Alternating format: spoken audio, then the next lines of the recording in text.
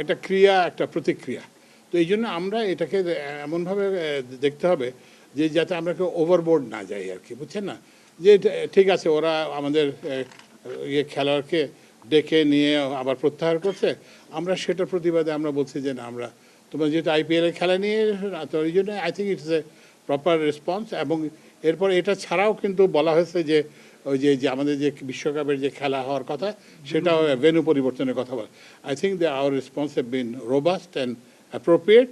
এবং এটা কিন্তু দেখবেন, এটা কিন্তু ওদেরকেও ভাবাচ্ছে। ইন্ডিয়াতে আপনারা দেখবেন যে ইন্ডিয়ান পার্লামেন্টারিয়ান শশী থারুর নিজেই এটার কথা বলছে যে এগুলো করা উচিত। আমরা যেটা আশা করি যে দুই পক্ষ মানে প্রধানত ওখান থেকে, যেখান থেকে এটা শুরু হয়েছে, সেখানে শুভবুদ্ধির উদয় হবে এবং আমরা খেলা চালিয়ে যেতে পারবো, অর্থনৈতিক আমাদের বাণিজ্যিক সম্পর্ক চালিয়ে যেতে পারবো।